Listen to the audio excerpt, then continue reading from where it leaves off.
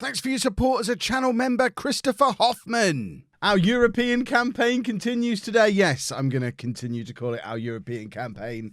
Our challenge in the Scottish Challenge Cup continues. Plus, we've got a chance to go back to the top of the league. If you are enjoying the series so far, please make sure you leave a nice big thumbs up on there. Subscribe to the channel if you're new. Let's get into this.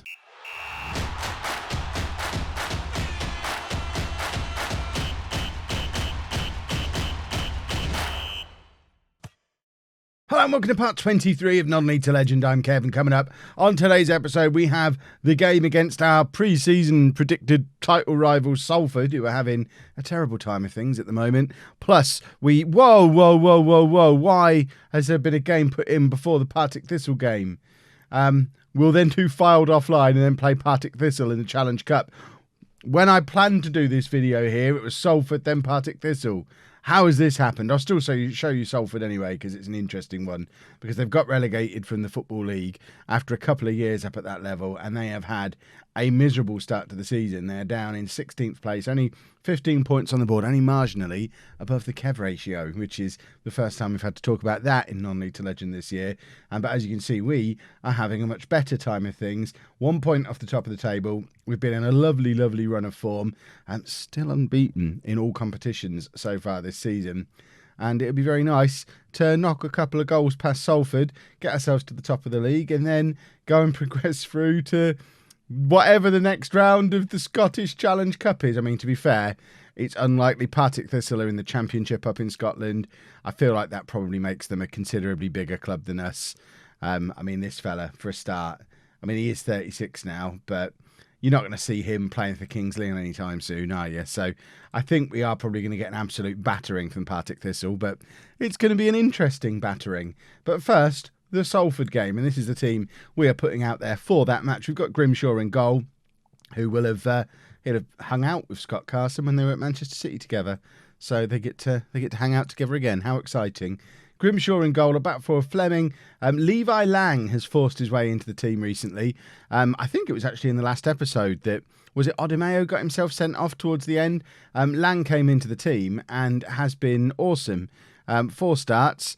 Just looks like a really, really solid option. He's doing a bit of a Mick Powell, although you wouldn't know it from there. His current ability has done a bit of a Mick Powell. His concentration's gone up at least. Is there a way to actually see his development progress this season? There you go. I knew he'd done a Mick Powell. So he's improving, and we're giving him a little run of games. The only problem is he's not actually on a proper contract. He's only on a non-contract basis. So it costs us money every time we play him. We're spending £250 every time he plays that we might not have needed to play. And of course, if he continues to be good, he could just walk out at any point and sign for someone else. So I'm going to need to make a decision pretty soon whether he's someone I'm going to start building this team around and want to give him a proper contract. Alfie Payne's still attracting interest from Gillingham as well, so we need to be aware of that. But Fleming, Lang and Odemeo at the back with Hughes as well. Hughes is fit again. Doherty in front of them, and then Payne and Davis in central midfield. And we're mixing things up a little bit in the front three. Josh Martin dropping down to the bench for today, so Myton can move over onto the right wing. It allows me to start Simmons in what I think is his best position out as the inside forward on the left-hand side, and Joe Hardy can start up front. Let's get into this match.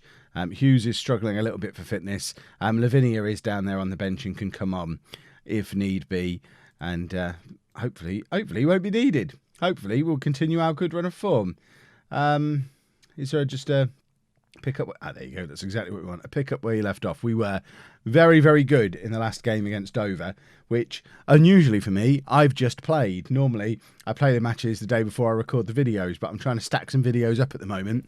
I don't know if you heard, Christmas is coming, and I like to have a couple of weeks off over Christmas, so I am very much getting into the mode of recording 2-3 videos a day at the moment, with a plan of getting like 2 weeks ahead by the time Christmas arrives, so I can have a little bit of a break. I don't know how realistic it's going to be, but at the moment I'm recording this at 8:20 on a Friday night, which is new for me. Normally I'm just sat in my pants playing Pokemon at this time, so this is, if the video's rubbish, that's why. I've got trousers on at a time when I wouldn't normally have trousers on. What a tackle from Levi Lang, though. That was some lovely stuff.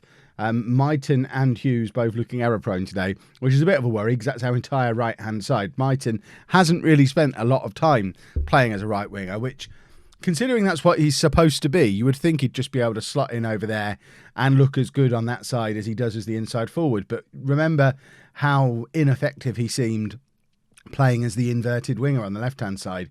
Maybe he's just an inside forward on the left, and that's what he'll end up being. When he's England captain in 5 years' time, he'll thank me for converting him into a left winger. Right, let's passionately say it's time for everybody to dig in, go out there, put on a bit of a performance in this second half. We are at home, and it's a team in the bottom half of the season. I'm going to push up to positive, like 5 minutes into this second half, just to try and push the game a little bit. It's all well and good sitting there unbalanced, keeping possession of the ball, but when we're not really creating anything, we do just need to remind everybody that we're here to win a football match. Hardy with a shot, but straight. Is that Connor O'Malley in goal for Salford? Posh reserve team goalkeeper. How very exciting. It was Connor O'Malley. Well, there you go. That was absolute insanity from Lang, who's just got himself sent off. Well, the Levi Lang experiment lasted 4.5 matches. Deshaun Bernard is ready to slot back into the team, where he shall likely remain. My word. Right. I guess the obvious thing to do is to take off Myton, go with 2 up top. Is that obvious? Or is that stupid? Do we lose Doherty? In fact, Hughes is tiring. No. We need to get Bernard on. It's just who are we going to take off? I think I'm going to take off Davis. I'm going to stick Bernard in there. We're going to stick Doherty across there. And we're just going to do that for now because we are still trying to win this game. Now Simmons is injured. This is not going to plan. Well, we can bring Martin on for him and just swap those two back over so Myton goes out onto the left-hand side. What I was trying to say is it's less of a priority for us to win the game now. I'll be quite happy with us just not losing now we're down to 10 men. We do seem to get a lot of red cards. I think that's something I might need to have a little look at in the tactic because we do seem to accumulate a lot of them. And it leaves, especially when you lot are watching. I don't get players sent off that often in the off-camera matches, but when you lot are here, it's like everyone gets a little bit nervy because they know you're watching.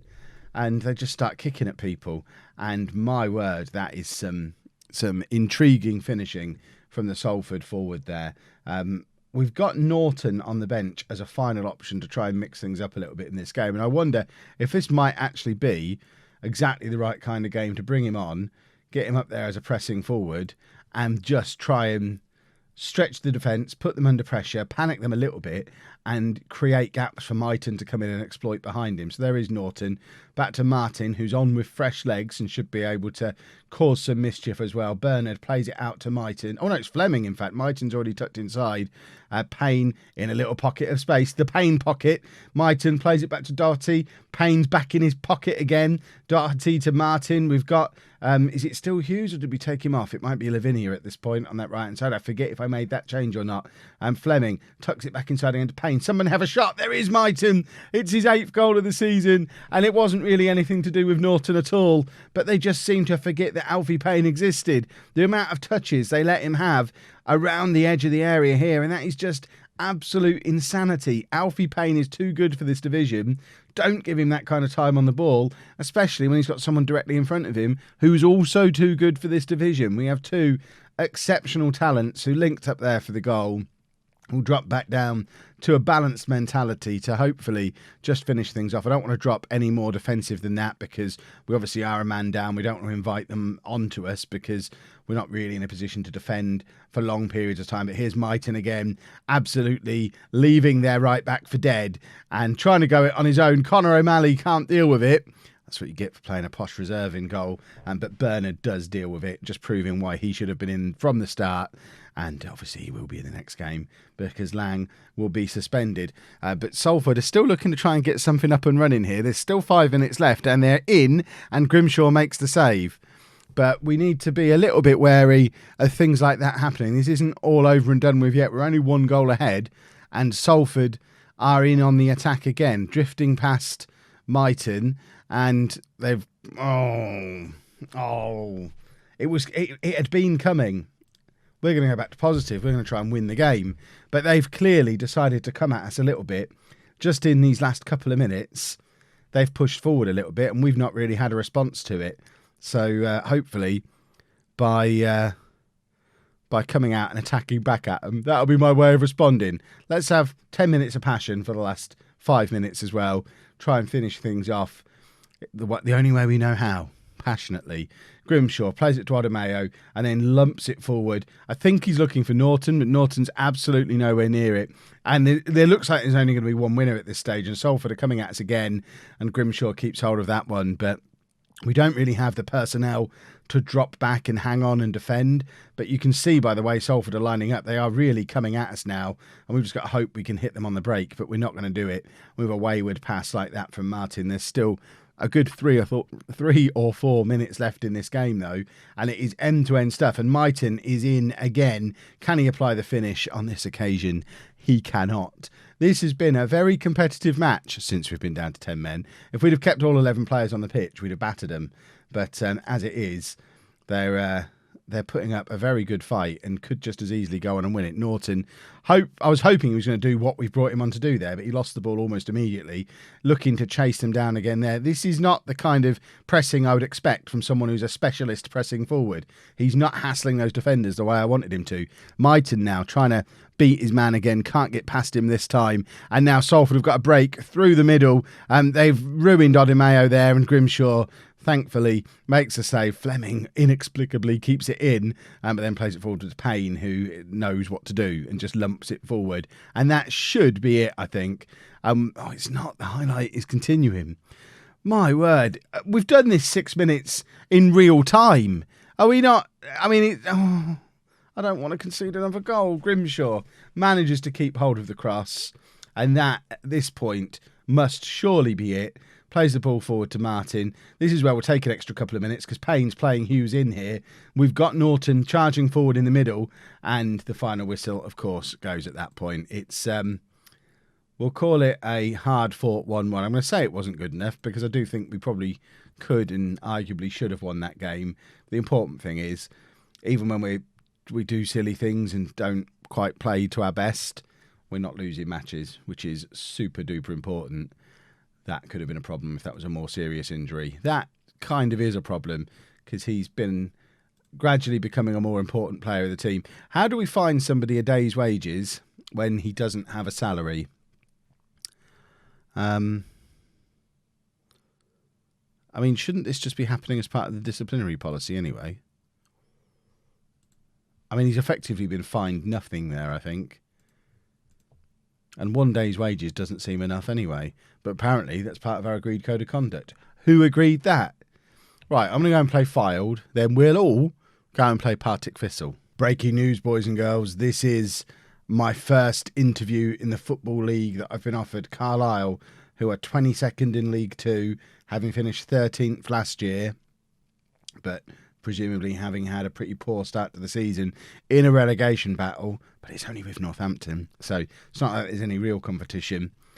I mean, obviously I'm going to attend the interview. Just like in the transfer special in the summer, though, what we need to bear in mind is the fact that obviously I am on a decent salary here at King's Lynn, £800 a week, and they're going to need to pay me enough to make it worth moving all the way up to Carlisle, which is a long way away.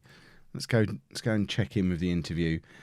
So, I've only managed one team. I've not had the opportunity to manage anybody else yet. It would be quite a change if you leave it's a big jump. We're second in the conference. You're second from bottom in League 2. It's literally a jump of 4 places.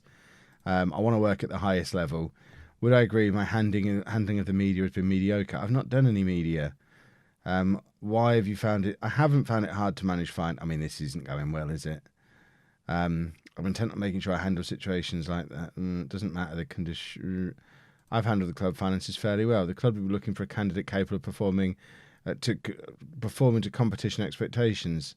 I beat expectations. Our previous manager, yes, I'll be good. Looking to hire a manager working with limited resources. Yes, I've done that here. Yes, I can work with a director of football. Strive to make progress on and off the pitch. I don't even know what that means. That's a club culture. 5-year plan, work within the wage budget. end of this season. They're looking for mid-table this year when they're currently in a relegation battle. So they obviously think they're better than their league table, than their league position indicates. Then looking for playoffs next year and promotion the year after. So they're certainly ambitious. They obviously feel like they're capable of making that step up. If hired, you'd be expected to avoid being part of a relegation battle. I'll avoid being part of the relegation battle then. A proposed transfer budget of that seems fine. That's a massive wage budget compared to what I'm working with at the moment. I'm happy to work with that. No, don't need to make any more requests. I mean, just that wage budget. I know people are going to say, Kev, they're only a few positions above you. Why would you want to leave Kings Lynn to go to a team who are in a relegation battle in the division above? The fact that they've got more than double the wage budget is a good enough reason, because let's say we do go up this year, I don't think we're going to have £34,000 a week of wages next year to play with. So Carlisle aren't looking for promotion this year. So if we go up this year, we'll get to the level Carlisle are at, but Carlisle are a team that are going to be able to compete for promotion or playoffs next year and have the financial resources to do it, whereas we're only going to have the finances that are going to lead us to be in a relegation battle. So it's all hypothetical unless they come back with a job offer. So I'll continue to play this Fylde game and see if one comes through. No news on the Carlisle game, so I guess I'll have to leave you guessing until the next episode about whether or not we've moved on or will be moving on. We did beat Fylde 4-0. There's the words I was looking for. Nice 4-0 win against Fylde. So that puts us back up to third in the league, 3 points off the top of the table, still undefeated. And now we face Partick Thistle with pretty much the same team we used in the last game. We got Lavinia and Bernard in at the back, who I don't think were in before. But other than that, I think this is the team that finished that game, obviously with Davis in there as an extra player. So let's get into I don't know what just happened. Let's get into the Partick Thistle game and get an idea of how we measure up against what I was saying is how we measure up against a Scottish Premier League team. I don't know how I've managed to not turn my camera on there. Looking back, I haven't turned the camera on for the last 2 clips. And this is what happens when I record at night. Hopefully you can see me again now. I'm not quite sure what caused that, but look, I'm back. Don't worry. There you go. There's your Partick Thistle team. What I was saying in the disembodied voice was saying, be interesting to see how we measure up against a Scottish Championship team. I know we're the underdogs here. Give the fans something to cheer for. I don't know if we're going to get a few more people turn up for this one. If you remember back in the last game, we set a record low attendance when Celtic reserves came to town, but that was a reserve team. This is a Scottish Championship first team. This is a bigger team. Looking at those terraces, it looks like nobody's bothered to turn up for this one either.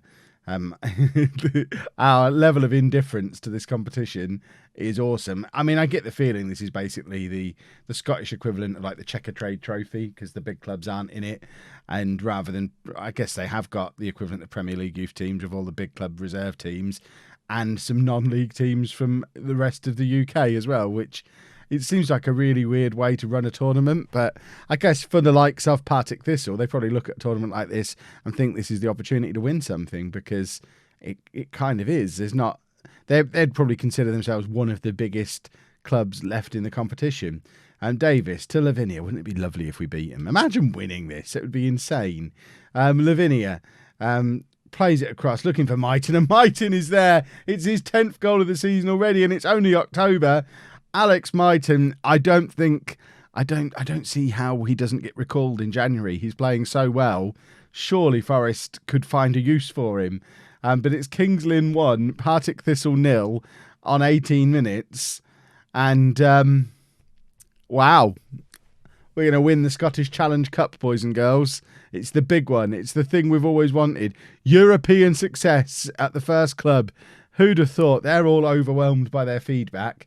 I'm just the right amount of whelmed, just based on our performance so far. They've not had a shot. We've dominated possession. They've not had a shot.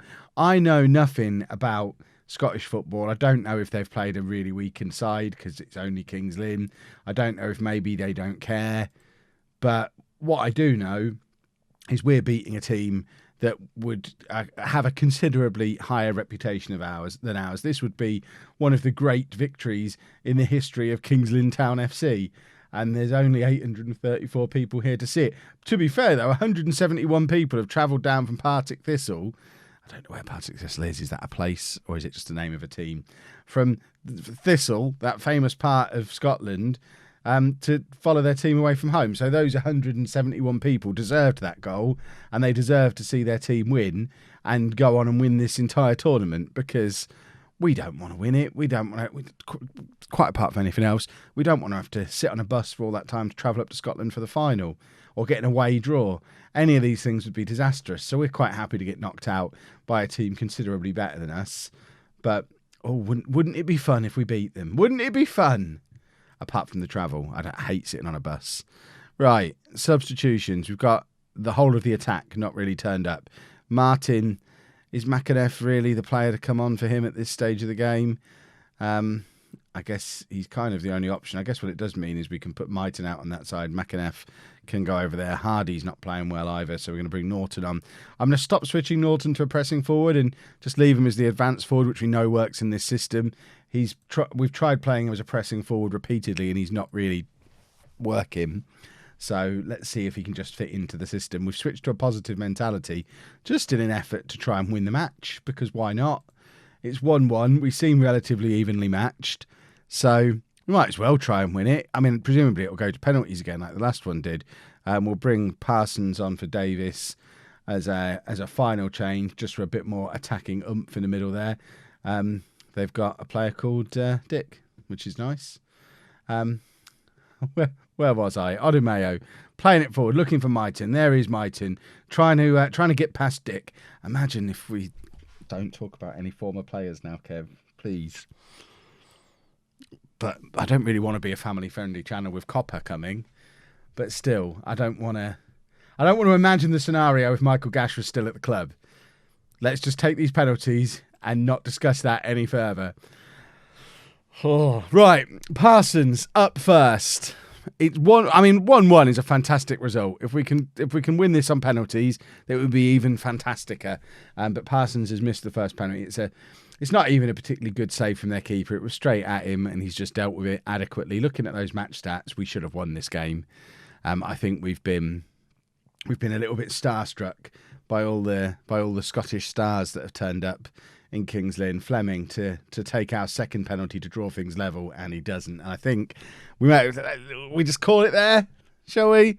We don't need to go through the humiliation of missing all five, do we? We know what it's like when reputations are this different. Grimshaw doesn't. He's made a save, and now we've got the opportunity to draw level again through Mighty Mighton. Yeah, I said it. And he also misses, for goodness sake. Scripted much, Sports Interactive? Goodness me. Right, let's have another save from Grimshaw then. Oh, okay. It's like FM19 beta all over again. Alfie Payne now to step up to take our fourth penalty in an attempt to score our first goal of the shootout. It's Payne, and he finally scores to draw us level. So it's 1-1 on the night, 1-1 on penalties as well. We've got one left to take. They have two. So another save from Grimshaw here, and it's all to play for. He doesn't save it, and now there's pressure on our penalty taker number 5, whoever that may be, to draw us level again and then leave it in the hands of Grimshaw to see if he's got one last bit of magic in him. And it's Deshaun Bernard, who started the episode on the bench and worrying for his future, and now has the potential to make himself a hero. Or presumably miss, which I imagine is what he's going to do. I mean, Mighton missed, and of course he was going to miss as well. Don't you just hate it when that happens in a penalty shootout? It's ridiculous. Who misses 4 penalties in a shootout? Absolute nonsense. Unlucky lads. Penalties are a lottery, and in the grand scheme of things, we didn't want to be in that competition any longer anyway. I was intrigued to see where it was going, but I'm now pretty confident of saying we'll never play in the Tunnocks Caramel Wafer Challenge Cup again. Right, we will be back, unless we get a job offer from Carlisle. We'll be back somewhere around here towards the end of November, maybe even early December. Obviously, if I get a job offer come in, we'll come back immediately and decide what we're going to do. But otherwise, we'll play another half dozen or so games and hopefully still be top of the league. If you've enjoyed that, please make sure you leave a nice big thumbs up on there for me. Subscribe to the channel for daily Football Manager videos. And thank you very much for watching.